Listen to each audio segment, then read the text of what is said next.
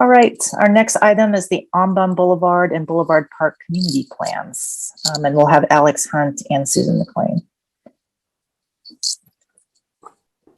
Good evening, Mayor, Council members, community members. My name is Alex Hunt. I am a planner with the Community Development Department, and I'm joined by Susan McLean, Director of Community Development. I'll be giving you some information and updates on the Ombum and Boulevard Park community plans. Next slide, please. So just to remind everyone and to get everyone's head into the project here, this is sub-area planning for two distinct neighborhoods, Boulevard Park, as well as the Ombum corridor. So sub-area means the same thing as neighborhood plan, means the same thing as community plan. So we're essentially working with the community to develop 20-year visions for these two neighborhoods. And from those plans, from that community vision, developing rezones, changing our zoning map, amending our land use regulations to set the stage for that community vision over the next 20 years. Next slide, please. So to reorient us on a map here, we're looking at Boulevard Park, which is up there in the northeast corner of the city, and that neighborhood was annexed in 2010. And we're looking at the Ombum corridor, specifically that portion from northern city limits down to southwest 148th Street, following the path of the Rapid Ride H line, which King County Metro is in the process of constructing, and that Rapid Ride bus line will be operational in the next year or so. Next slide, please. So where are we with the project right now? Over the last year or so, we've completed a lot of community engagement. We have been doing various methods of community engagement to basically understand the priorities of community stakeholders, understand the strengths, challenges, and assets and opportunities that exist within these two neighborhoods. And then another update since the last time I presented to you all is we've been awarded 2 Department of Commerce grants. One is the Housing Action Plan Implementation Grant, or the HAPI, and the Transit Oriented Development Implementation Grant, the TODI. So I'll refer to them as HAPI and TODI to keep it short. So the HAPI will support the community engagement for this project. It'll support that zoning analysis and the actual code amendments to our zoning code. And it'll also support the development of an affordable housing monitoring program consistent with our Housing Action Plan recommendations. And then the TODI will also support those zoning code amendments, and it will also support environmental analysis of those future land use scenarios under the State Environmental Policy Act. So basically, these 2 grants allow us to go further with this sub-area planning effort to expand our scope and do more with this project. Next slide, please. So taking a look at our project schedule, spring and summer of 2021 was primarily project kickoff, background research, community engagement. In late 2021 into the middle of this year, we've continued community engagement. We're starting to pull together preliminary recommendations and starting to draft our draft sub-area plans, our draft community plans here. And then late this year and into the middle of next year, we will be working with you all and working with community stakeholders to refine the plan and move the plan through the city's legislative process, and then ultimately get those zoning map and zoning code amendments passed through the legislative process as well. Next slide, please. And then as a reminder, we have an equity framework that runs through this project. Essentially, it's ensuring that we meet our comprehensive plan equity element and meet our community's equity goals. So that comes into play during community engagement. It's prioritizing and lifting up voices of folks who stand to be most impacted by these plans, but who typically wield the least or wield less influence in municipal planning projects. And then the equity framework also comes into play during the evaluation of proposals. So as we're developing draft proposals for this plan, we ask the questions: does the proposal promote transit access, access to active transportation, affordable housing, neighborhood resources, community spaces. And then on the burden side of things, does this proposal create cost burdens? Will it lead to residential or commercial displacement or air quality and noise impacts? Next slide, please. So I mentioned community engagement. We've been doing a lot of community engagement through different methods in order to reach kind of the broadest segment of the community as possible. A lot of that has been informal conversations. That's just one-on-one conversations via Zoom, via phone call, in person when possible. And those one-on-one conversations really let us dive deep on issues with folks and understand priorities with individuals in the community. We launched our online interactive map, which allowed the broad community to come in, take a look at the map of these two neighborhoods and make comments on the map and see each other's comments. So broad outreach to the whole community to weigh in on what they like, what they don't like, what they'd like to see maintained in these communities. We've also had 2 advisory group meetings so far. That advisory group meeting is made up of about a dozen people. It's residents, it's business owners, it's nonprofit organization representatives, developers, members of Burien boards and commissions as well. And we've also been doing some focused community engagement. That's a way for us to address our equity framework. It's, again, reaching those people who stand to be most impacted by the work that we're doing, who typically wouldn't be reached in our standard city outreach process. For example, wouldn't be attending a council meeting or wouldn't be attending a night meeting, public workshop. So we've tapped into local organizations and gone to meetings that they're already holding, meeting people where they're at. We've reached renters, folks experiencing food insecurity, youth, and we've held a lot of these engagement events digitally, like on Zoom and in person, and a lot of those are in Spanish as well. And then similarly with the business community, a lot of small business owners may not have the time to attend a meeting like this or another sort of public workshop type event. So we've been going out into the neighborhoods when possible, just dropping by businesses, trying to get in touch with business owners, understanding that these plans will definitely impact business owners, and we want to hear their voice as we develop them, and then providing language access in Spanish and Vietnamese has been a part of that as well. And then pop-up community workshops. I'll get to those in just a second. And then we have been making the rounds to Burien boards and commissions, and then council yourselves as well, making sure that we're hearing your priorities and your thoughts on the plan as we move along as well. Next slide, please. So we recently had the opportunity to do 3 in-person pop-up community workshops. This was part of our community engagement to, again, understand the priorities of community stakeholders, people who live, work, go to school, visit these neighborhoods. And we got to have these 3-hour meetings or I guess drop-by open house events.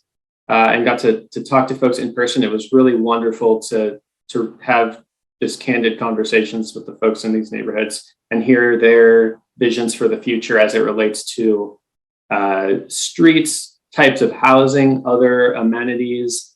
And really, I appreciated staff support on this, and it was great. I also wanted to say thank you to the council members who attended these events as well and spoke with us there. We really appreciated you being there. So hope to do more events like these in the future. Next slide, please. So from all this engagement that we've done, we've heard from a lot of different people, a really wide variety of perspectives. So we've done our best to coalesce the things we've heard into some common themes and a list of community priorities. So I'll run through kind of the list of what we've been hearing from the community with you all now. Next slide, please. So generally, these are applied to both Ambom and Boulevard Park. Displacement is on the top of a lot of people's minds. People want to make sure that the work that we're doing here doesn't contribute to displacement of existing residents or existing businesses. And then with new development, people want to ensure that development that's coming into a neighborhood is addressing community needs, and that the work that the city is doing with zoning is also any regulation changes that we're doing should be reflecting the community's goals as well. So acting in the interest of the community.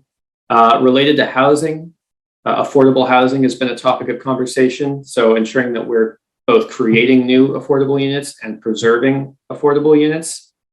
Allowing for the development of a variety of different housing types to kind of fill in different levels of housing affordability, including new family size rental units. That means, 3 or more bedrooms is what people are wanting to see more of. That's something that's missing in Burion's rental market right now. And then transit-oriented development. So near these new high capacity transit stops, making sure that there's housing around those and that there's also a mixture of uses. So a lot of people are able to live near these transit hubs, and that they also have access to jobs, access to retail, these nodes around the high capacity transit that's coming in. Next slide, please. So now shifting focus to specifically AmBOM. Next slide, please. In our conversations with folks and in our observations, 2 kind of key intersection or key nodes emerged on the AmBOM corridor, Southwest 128th Street and Southwest 136th Street. Those are the 2 places on AmBOM that we had our pop-up community workshops. 128th, that's where Goodwill, Guadalupe Market, Pizza Gallery, Jacob AmBOM Park, that area. And then Southwest 136th and AmBOM, that's Chelsea Park, Burien Gardens, La Canasta, and around that area. So public safety was a big concern here. People want to see an improved sense of safety. People want more public gathering spaces that can support lively public events and development that incorporates public art. People love the businesses here. They want to see those businesses supported. And people also want to see more opportunities for housing and more businesses coming into these neighborhoods as well. We also heard a lot about flexible retail. So things like open air markets, opportunities for that, opportunities for commercial kiosks and mobile food vendors in these areas to, add some liveliness and impromptu public gathering spaces. Next slide, please. Thinking about parks and open spaces, people have cited public safety concerns in Jacob AmBOM Park as well. So people want to see improved sense of safety there. Chelsea Park, folks have said that it's a park that has a lot of potential and they would love to see more opportunities for active recreation in that park. And then for those of you who have walked or biked along AmBOM, you may agree with a lot of people we talked to that it's not the most hospitable environment for pedestrians and cyclists. So thinking about 8th Avenue Southwest as an alternative north-south corridor for pedestrians and cyclists rather than having them along AmBOM. Next slide, please. And then looking a little further from the corridor, there's lots of really wonderful park and trail amenities within a short distance of the AmBOM corridor. So improving the visibility and accessibility and wayfinding from the corridor to those other park amenities. Next slide, please. Thinking about a gateway to the corridor. So as you're driving south on AmBOM and as you enter Burien, incorporating some public art or something to indicate that you've entered Burien and creating that community pride and that sense of place. And then again, thinking about pedestrians and cyclists on AmBOM, how can we improve the street itself to support those goals? Next slide, please. So these are examples of what street improvements might look like on an arterial like AmBOM. Mostly, improvements to crossing, sidewalks, and bike lanes. So these are examples. Next slide, please. And then in addition to street improvements on Ambom itself, people have expressed a desire for some of those major cross streets to also have the pedestrian and bicycle connections, some of those east-west streets. Next slide, please. So here's what those improvements might look like on that scale, that major cross street scale. And some of you who are at the pop-up workshops might have seen these images, trying to understand what are people's priorities in terms of those cross street improvements. Next slide, please. And then getting even smaller in street scale, how can we improve those local street amenities and improvements, such as street lighting and sidewalks. Next slide.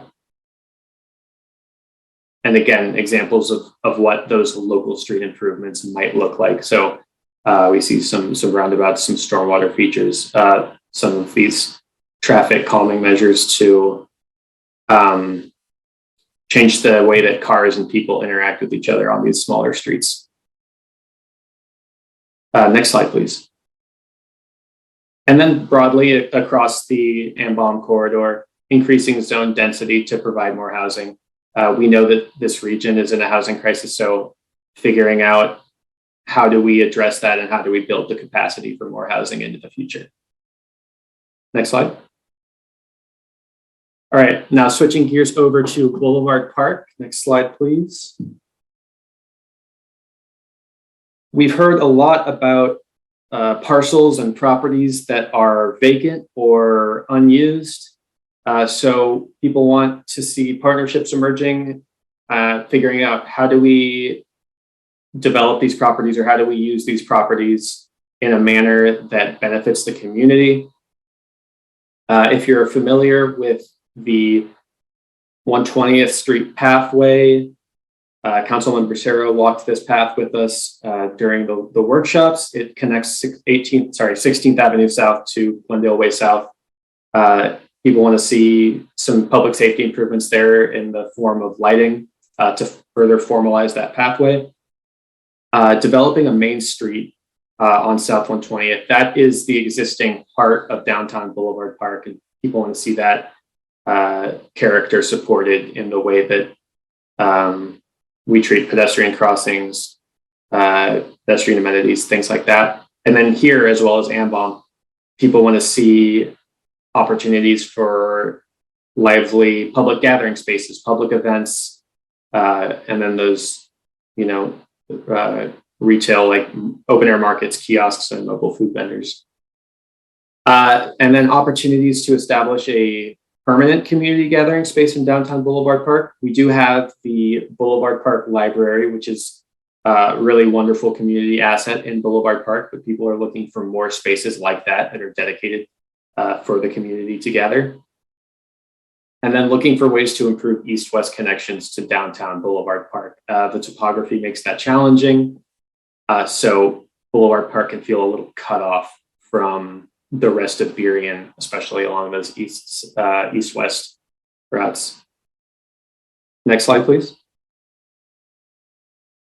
And then here as well, people want to see some sort of indication, some wayfinding that Boulevard Park is its own unique neighborhood. People want gateways to share that community pride and that sense of place. Next slide, please.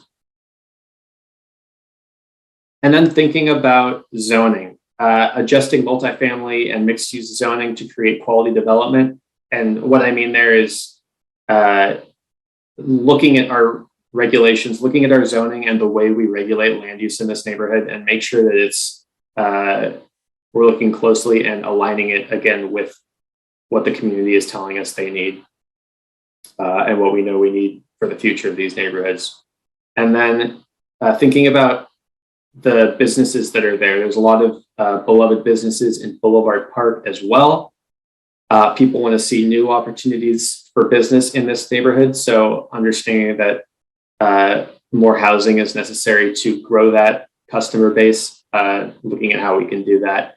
And I'll also mention here that in our environmental impact statement, in that environmental review that's being supported by the TOTI grant, we'll be looking at what does density in this neighborhood look like, specifically with its relationship to the SeaTac flight path? What are impacts to new development as it relates to air quality, as it relates to noise, and how do we mitigate those impacts? So we'll be looking at that with the grant-funded environmental impact statement as well. Next slide, please. We also heard a lot about challenging environments for pedestrians in Boulevard Park, lack of sidewalks, some difficult intersections with high vehicle speeds. So people want to see more sidewalks and filling in some of that pedestrian infrastructure, maybe more street trees, and lighting was another important thing for folks. Next slide, please. And then looking specifically at some of the multifamily apartment and condo complexes to the east of downtown Boulevard Park on that slope. Those are kind of cut off from the rest of Boulevard Park, or cut off from downtown Boulevard Park, especially with that crossing of Military Road. That's a dangerous crossing. So folks have expressed a desire that they want to be more connected to the rest of the neighborhood without having to get in a car. Next slide, please.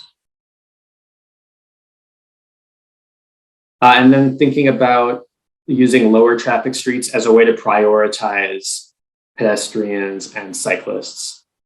Also, Hilltop Elementary and Hilltop Park, improving the way that people are able to interact with that park and with that school, and increasing the connections to there to increase access from more sides.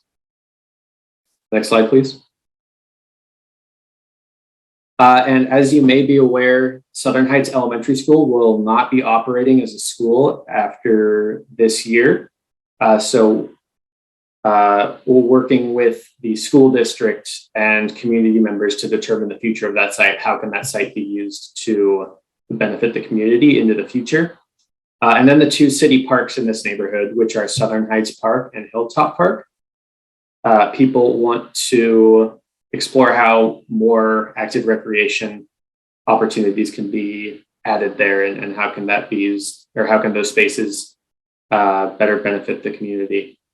And then we're aware of flooding issues, of course, as well in Boulevard Park.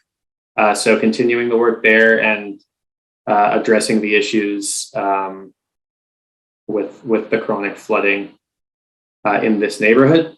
And then utilities infrastructure like sewer. A lot of these properties are in septic still. So figuring out how we can work with the utilities district, the sewer district specifically, and residents to get folks hooked up to public sewer in a way that's financially feasible. Next slide, please. Okay, so that was a long list of information. That was a lot.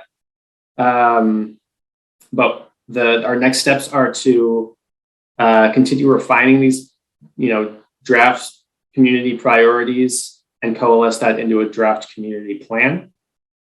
Then we will be also conducting our environmental analysis that I mentioned under the State Environmental Policy Act. So looking at what are we proposing for zoning and land use regulations, and what are the environmental impacts of that, and how do those get mitigated? Engagement, we're continuing to do community engagement throughout the process. We've got 2 more advisory group meetings as the plan moves forward. Those will be open to the public. We will be following up with folks for focused engagement, reaching back out to those groups once again, to bring them along in the process, and then a developers forum to hear from developers to understand how our zoning is going to impact the development climate. And then finally, that is going to result in changes to the zoning code and zoning map to implement the plan there. Next slide, please.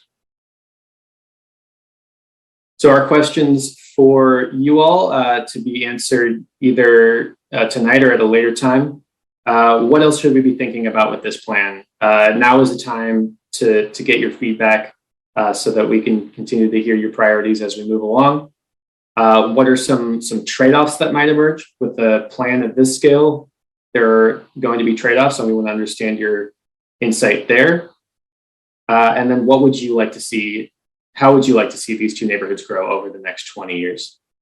Next slide, please. Okay, that concludes my presentation. Susan and I are here to address any questions the council may have, and I do see a couple hands up already. Councilmember Schilling, then Councilmember Garcia. I've got a question about timeline as corresponds to community engagement. You both have already done a substantial amount of community engagement. What would you hope to gain from more of it and like additional advisory groups? What are we still looking for? I'd rather us get done with these and have them on a faster timeline with what we've heard already than needing to seek out even more additional input. Yeah, so for the advisory groups, the idea there is that we are checking in with these members at various points in the process. Our next step will be to take a draft plan to them and say, this is what we've heard, here's the actual document. Are we still reflecting, like, does this still represent your priorities as it's in a different form now? So it's bringing people along through the whole process rather than just getting initial input and kind of running with it, and things may get lost in the process. Who's on these advisory boards? So generally we have residents, we have business owners, a couple developers, a couple nonprofit organization representatives, and then members of some of Burion's boards and commissions, many of whom are also residents of these neighborhoods. So when do we get to see the plans to approve or to change or adjust? We'll be releasing a draft copy when it's drafted, and it'll go out to you all and the public. Okay. Sorry, that's the date. Sorry, May 31st is our target date for that. Okay. Yeah. May 31st. Yeah, and that's a tentative date. That's coming up pretty fast, and we've got a lot to do. So right. So you've got to be 1 month, but we as council have final approval over what's presented, correct? Yes. What's what you presented? Final state of the plan. Yeah, we have final approval of the plan. Yes. Okay. So typically, if I can interject, this is Susan. There's actually between now and the grant deadline, basically, we've got a little bit more than a year. And during that time, we also have some procedural steps we need to take. For example, before we can bring forward zoning proposals for you to consider, we also need to undertake SEPA analysis and go through an appeal period and all that kind of stuff before we can bring it to city council. So we know we have to undertake some of those steps also. And then it's expected that council will definitely have final approval on anything that amends the Burien Municipal Code. Sure. You'll also be approving some comprehensive plan amendments that relate directly to goals and policies that come out of the plan document. So there'll be several actions that you take. For sure, we know zoning and zoning programs along with comprehensive plan amendments, and there may be a few other things. Okay, so I'll just end my questions here and just answer the question you asked about where we see this area going in the next 10, 20 years. So in 20 years, it'll be 2042. And I think that where Burien and the suburban region of the Seattle Metro is going is obviously we need more density, we need more housing, we need a lot of it in different ways and forms. But with that also comes the need for a diverse amount of commodities that people can buy in the places that they're living. So for me, I would like to see, and I would almost say that I'm certain I would only want to vote for something that increases density along the transit corridor, that is mostly transit-oriented development in a very dense fashion, and that is multi-use. So retail on the bottom, opportunities for retailers, market sellers, store owners, all kinds of things mixed into housing so that we are approving density with business along transit, because in 2042, when potentially the light rail goes down because the only thing we got was a study which would tell you that it should definitely go down Ambom and through West Seattle and connect to the airport. I think that if that's the future of transit in Southwest King County, then we should be prepared for it with people living along transit lines, right? Like the H line is a precursor to the light rail and to faster transit. I think for Boulevard Park, we're still going to see a similar thing. So this is not my comments are not just relegated to Ambom, but they're also for Boulevard Park too, because it's similarly positioned, but has less opportunities for transit-oriented development. It's a little more remote, but it is closer connected to downtown Seattle. So I think similar things in Boulevard Park around density, retail, mixed use, and connectivity to downtown Seattle, and getting folks to the light rail, because you've got Military Road there. So whatever there needs to be for expanded bus use from Boulevard Park directly to the light rail, I think is possible. But generally, I would like to approve a plan, and would probably only approve a plan that highlights density, multi-use, transit-oriented development. I don't care how high. Very high. Okay, thanks. Councilmember Garcia, then Sarah. There you go. I couldn't hit the unmute button. Alex, thank you so much. It's a fantastic presentation. You and the entire team have done a fantastic job with this. I know you've been working on it for a long time. So first of all, thank you for the work and the effort. It's really hard and really dense and boring stuff to talk to people who don't follow civic government. This is just like the most boring stuff out there. But you guys are trying to get people engaged. I went to one of the pop-ups. I thought it was really well done in a space that was not intimidated for some folks. It was like a hair salon. So I really commend your efforts on the pop-ups. Would love to see more of those. A couple things. One of the things that I noted is that you're doing great in trying to make sure that there's mitigation on the displacement.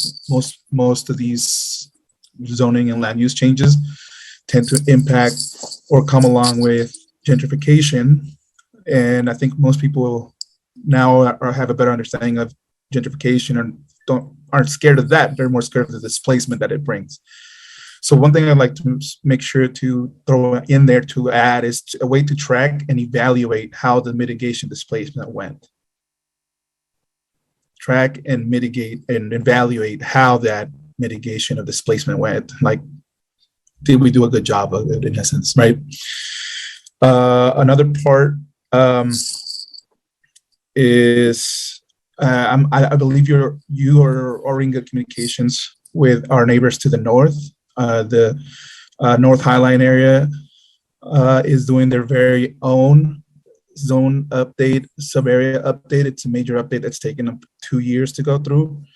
I think they actually presented to our planning commission, really thorough presentation. So I think it's a really good opportunity. I'd like to encourage to have that continued good communication with our neighbors, with the county, on something that's so impactful that's going to be impacting folks for generations. The other thing, as to the future, I really see Ambom and Boulevard Park as being our two new hubs. Right now, really downtown Buren is the hub, the urban center. And, in 20 years, I'd like for it to be Boulevard Park, Ambom, and Old Buren and 152nd, right? I think that's how I see it. That's how we grow and make the entire city of Buren equitable for all. So I definitely support the addition of what Councilmember Schilling said on focusing our growth along the transit corridors, what makes sense. But something that I think would be just as valuable is adjacent to that corridor to make sure there's plenty of bike paths, walkable paths. I think I love the idea of using 8th Avenue along Ambom as a way to keep a green space and protect green canopy. think that's one of the main concerns there. And for now, I'm aware of how long these things take because of my work at the county. So I'm aware that this is going to be a few months before we get to see anything. It's just the way that this is. But I think you guys are managing it in a great way so far. So I really appreciate all the work the staff is doing in the outreach. Please keep it up. Councilmember Sarah. Thank you so much for this presentation, Alex. I can't tell you how energizing it was to walk down the hill from where I live to pop-up and to hear my neighbors saying things. And in fact, I got to the pop-up planning to talk a lot and ended up having nothing to say because my neighbors were rolling in from all over the place and saying the things and talking about watching their kids walk on the streets to their school and really describing what life was like in Boulevard Park and what their vision was like for Boulevard Park. And you captured a lot of that in the presentation. So that was very, I think a really valuable listening session that you did. What this kind of brings up for me is that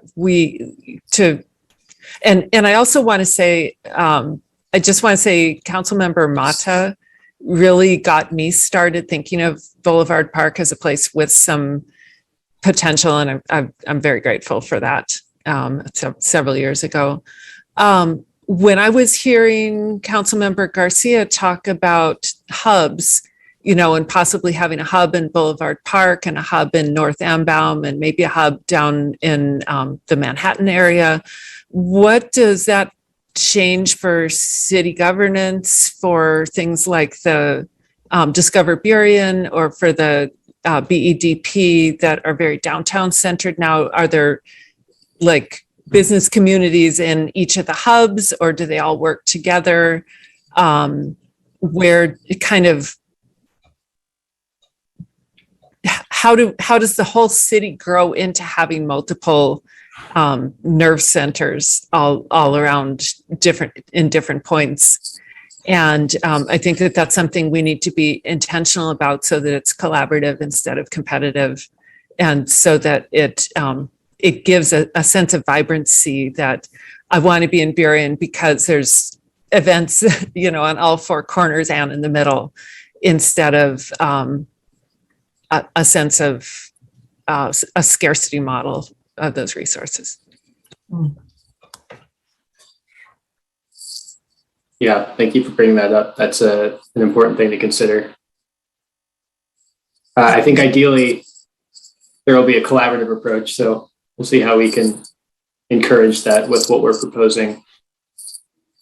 I think the addition of people in our community lends itself to that as well.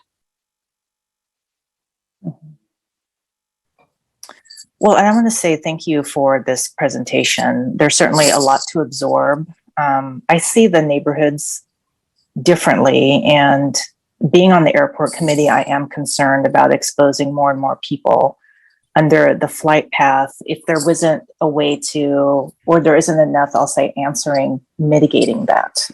And there's many ways to do it, but I'm hoping, and I haven't seen, as a relatively newer council member, haven't seen these neighborhood plans, but I hope that there are also commentary on how do we get there. And we're talking about 20 years, so that's quite a bit of time. And also what we are seeing in terms of the shifts of available funding. So if something like the Public Source Trust Fund, for example, becomes less and less available. So what's the plan to support development that we're talking about? And third, I think over time it's occurred to me that while maps as an illustration is great, they're really one-dimensional. And having spent some time in places, you can see certain areas are aging and certain areas are developing more than others. And so I just have this question of, when we talk about zoning and you want the ability to build more, is it really more we need, or naturally over time when buildings age that they get replaced with things that can accommodate more density than the mid-century buildings that we see today. So those are just kind of the questions in my head as we move through this process. But I am concerned about, I am concerned about the environment in Boulevard Park and making sure we address that. Because I don't think both of them, in my mind, accommodate the same business and residential mix equally.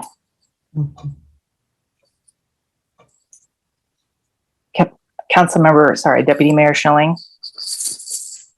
Yeah, I'll just say one last thing that Mayor Aragon made me think of, and also Councilmember Sarah, that we don't want to be living in a scarcity model. And so when we think about supply side needs in our region around housing affordability and housing availability, we need sort of an all of the above approach. But that's not necessarily we're not building housing. Developers need to build housing. So what can we do as a government that incentivizes the growth of business? I mean, the growth of housing, and the growth of development that is of all sizes and all scopes, that also doesn't take so long for people to build. So I want us to also be thoughtful when we're looking at this plan to make sure that there's enough nudges for developers to build and be incentivized to build of all shapes, all sizes, all scopes of housing, whether it's owned townhouses, condos, rented apartments, anything what that works within our vision of transit-oriented development. So I just want to make sure we keep that in mind, that this is not the government building housing, but this is us utilizing the levers we have at play to incentivize the building and construction of homes that we want and need to see in our community. Councilmember Mata, then Councilmember Garcia.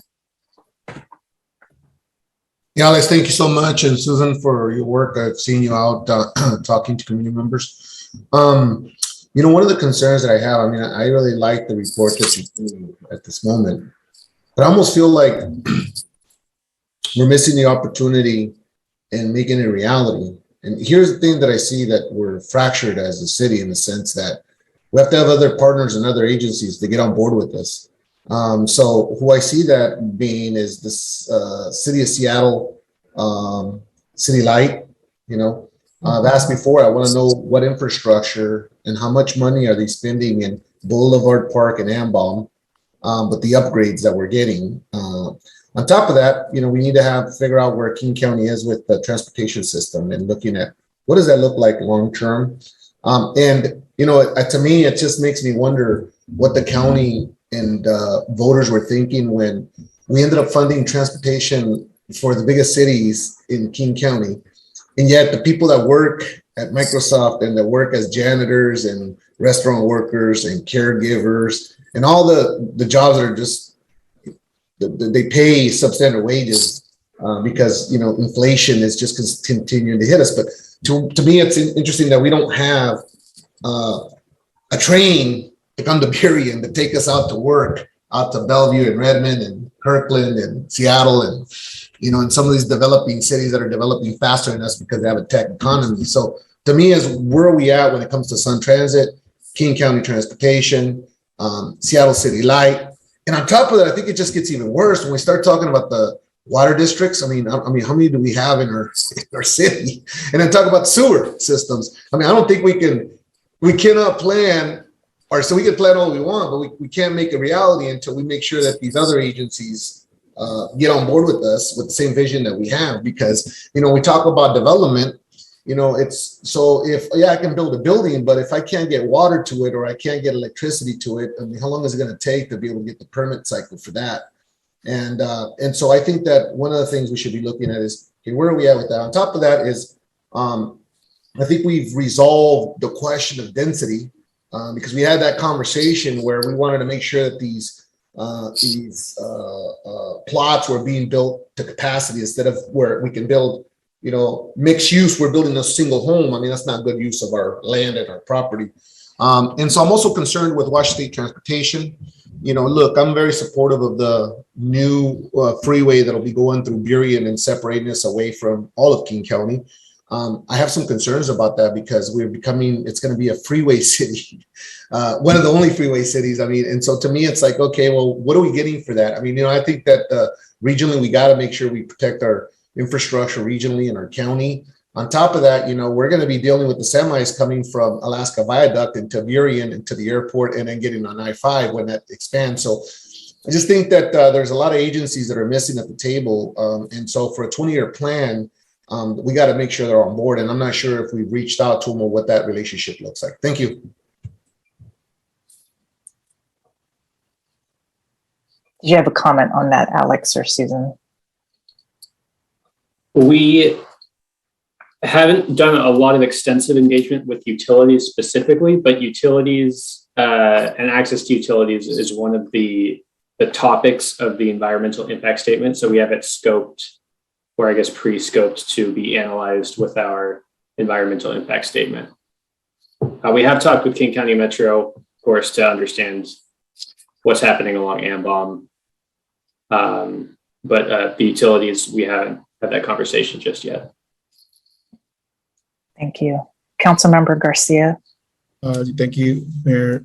Great comments by all our council members. Taking off a little bit of each of the comments made.